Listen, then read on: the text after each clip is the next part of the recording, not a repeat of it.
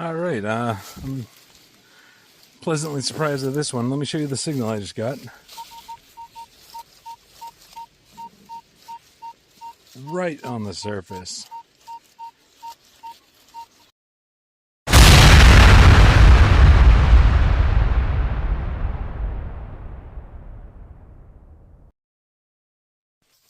Hey guys, welcome back to Dirty Digs. Me and Sean are out here. We're doing some cellars today.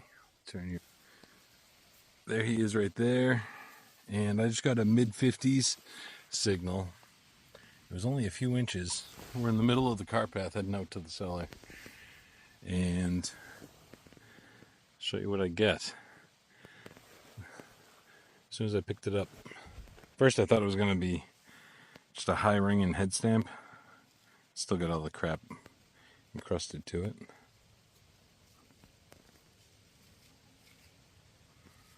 But check this out. Uh-oh, I dropped it. Where'd it go?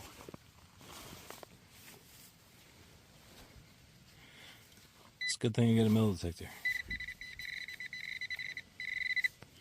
There we go. Check this out.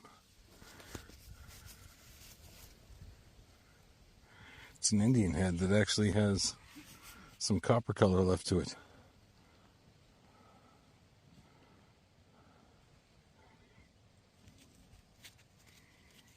This side, we'll see. Well, we finally made it to the cellar.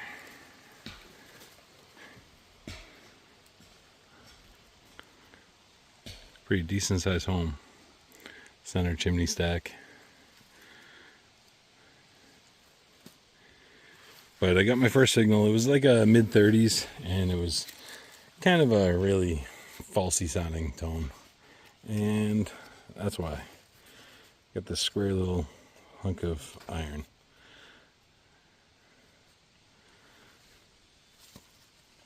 I've dug multiple of these over the years. I'm not 100% sure what they are.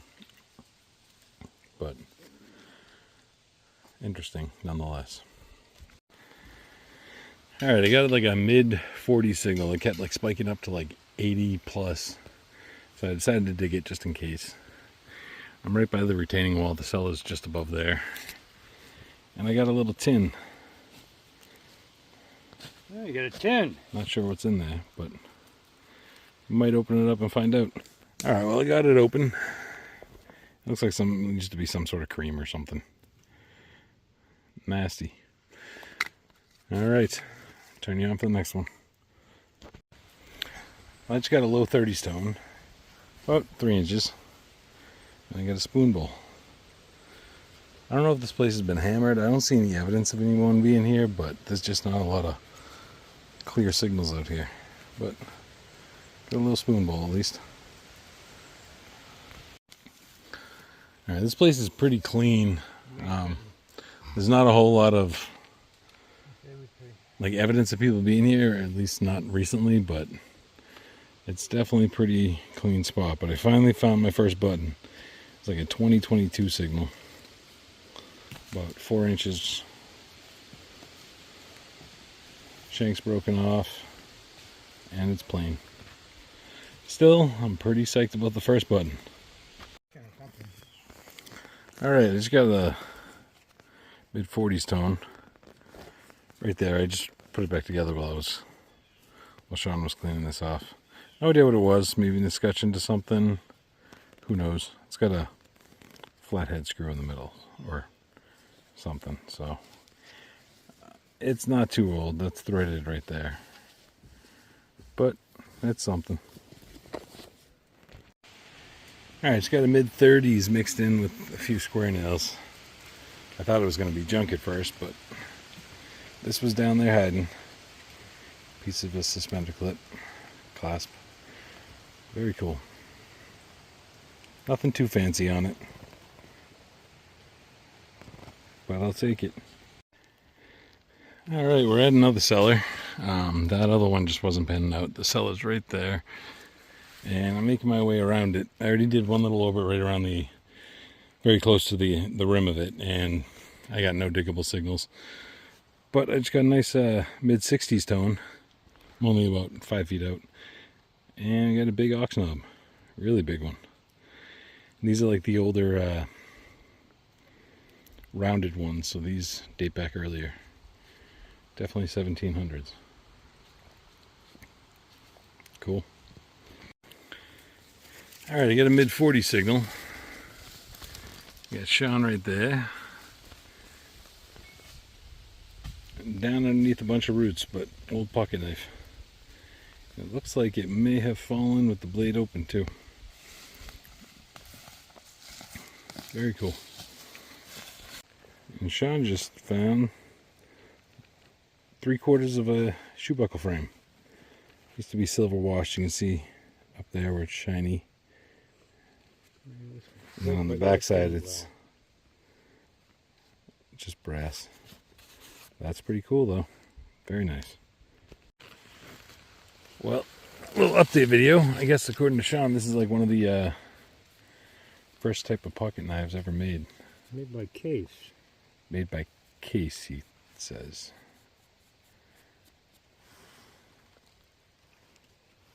And then, something really cool that I didn't notice until he pointed it out. This ox knob. I've been waiting to find one that still had the horn in there. This one actually broke off the horn. And it's still in there. That's awesome. Definitely going to keep that one.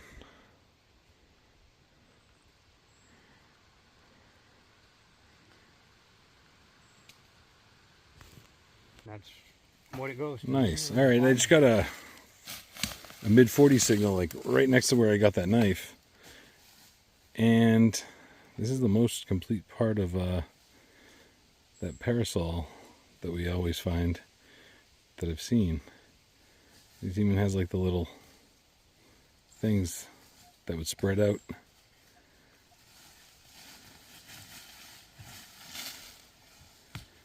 For an umbrella. Very cool.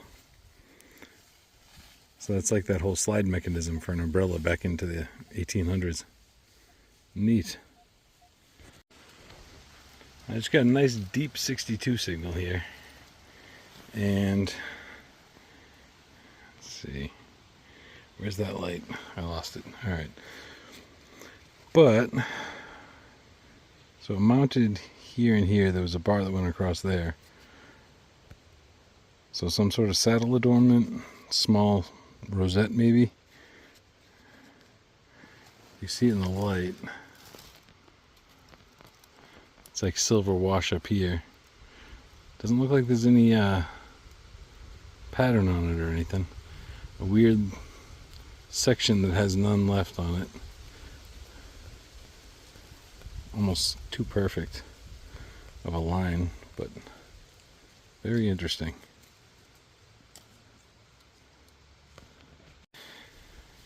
Well, I got like a 16-inch signal, and it sounded great at first. I opened it up, it sounded a little bit worse, but I figured I'd just go for it. I got an old hammerhead, I believe it is. Definitely used. It's the only thing I can think of. Yep, there's the hole. Very interesting. It's heavy, but I'm going to keep it in the bag. And we're at a different cellar. There it is right there. Nice and wide open around here. Hopefully we have some good luck.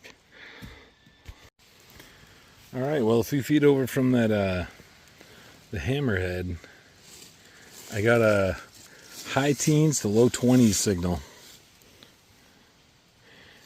And all I can make out on the top is Garfield.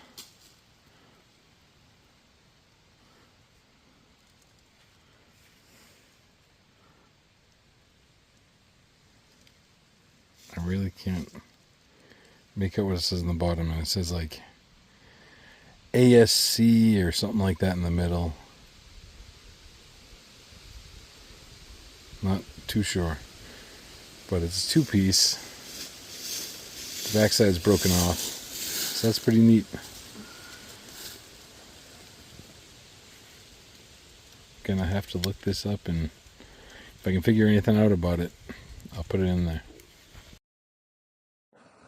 Well, this button actually turned out to be like a really cool button. It is a Garfield and Arthur campaign button. He only served from March until September because he was assassinated. And this little tidbit that I put there with this picture and some information is a little off because he was actually shot in July of that year. And he didn't die until September, and that was due to the infection from the wound. And everything that I read says it was due to the doctors probing at the wound, trying to extract the bullet without sanitizing their hands or anything like that, because they didn't have those practices back then at that time, which caused the infection that he succumbed to at the end.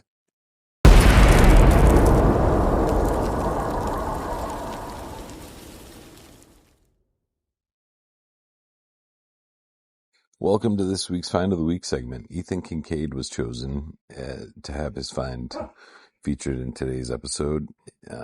Ethan finds some amazing stuff. I've been admiring his finds for years, and this week he submitted a Chinese coin that was made between 1820s and 1850. I'm not even going to go and try to pronounce the emperor's name or anything, but I have it up there, the picture that he left, stating the emperor's name and the reign that it was from. But he found this on a beach, which is just amazing. He told me a little bit about the spot, and the beach is overlooked by a hotel that has been in like operation since the 1800s. So it's such a cool spot, and what a great find right from that spot. So congrats again to Ethan Kincaid on such a great find, and now we'll get back to the normal program.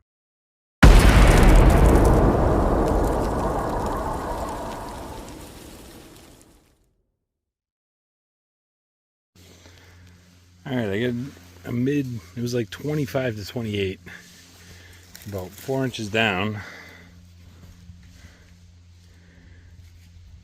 part of a spoon, big one. Does it have any writing? Doesn't have any writing like in the areas that the later ones had. So it could be nice and early, but it's still doesn't feel as heavy duty as they used to make them. It's kind of flimsy, but still pretty cool.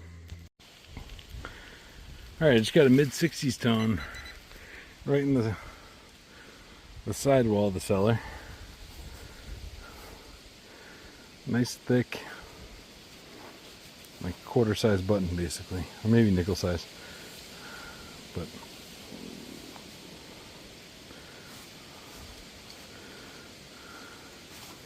anything on the back?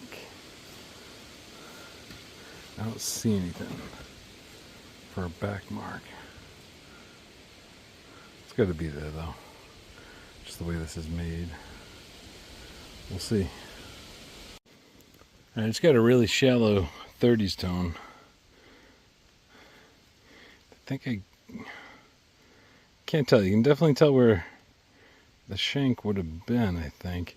But I also feel like it's the front of a two-piece because of how concave it is right there. It could just be a one-piece with the lip going all the way around. It's almost what it seems like. I don't see anything on it.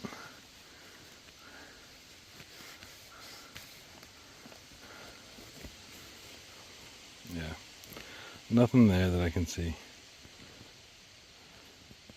Still pretty cool. Well, it's got a 14 to 18 signal. It was a good 5-6 inches down. I got this. I have no idea what it would have went to.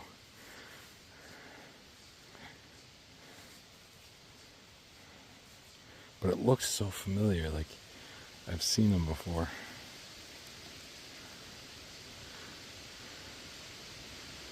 Very interesting. All right, I'm pleasantly surprised at this one. Let me show you the signal I just got. Right on the surface.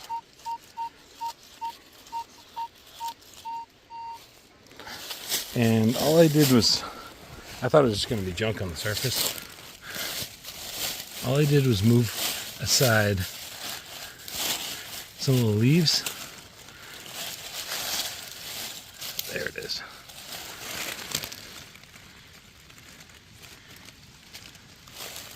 See that right there?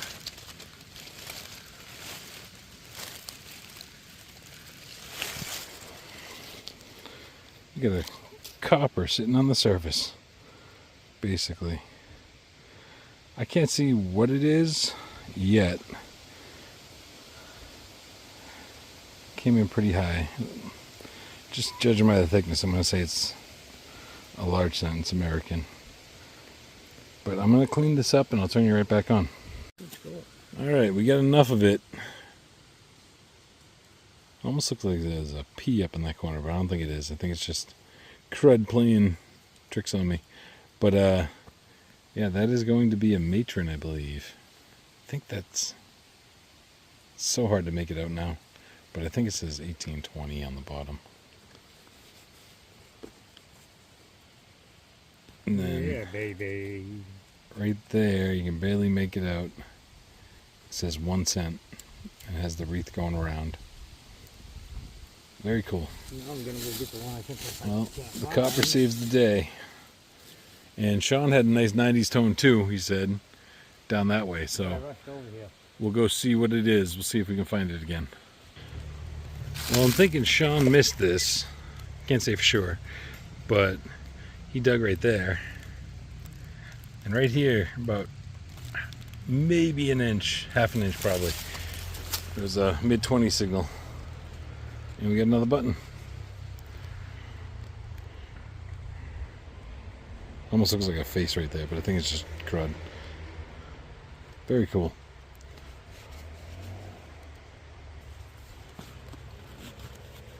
Actually, this one might be pewter.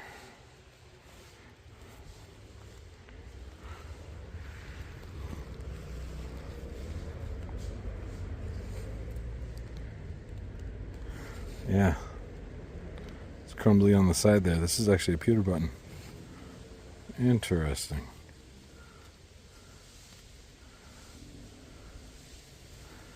For an early 1800s set, I wouldn't expect that, but interesting. Nice. Alright, it's got a mid-60s tone. And got a pewter spoon handle. That's pretty cool. Nice and fancy too.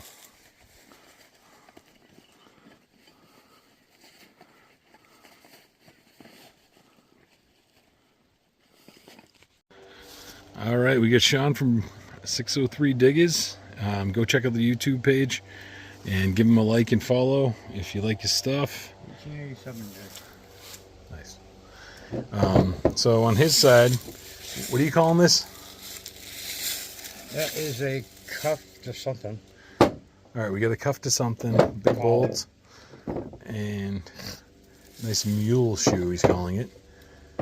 He got his own hammerhead, iron buckle, and then we got the silver wash shoe buckle, which is pretty neat. Another iron buckle, piece of suspension, suspender clip piece or something. These two big square spikes, a little square nail, half a spoon bowl, harmonica reed, and we got a pork chop. Sorry about that. Someone driving by on a dirt bike. Yeah, we got the aux shoe right there. And then from my side, we got 1887, he said. I can't really make it out, but he said it was 1800s, 1880s Indian. Then we got the 1920s matron.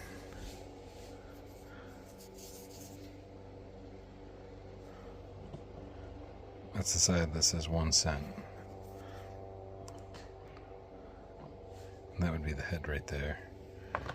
We got this Garfield button. I'm still not sure what this is.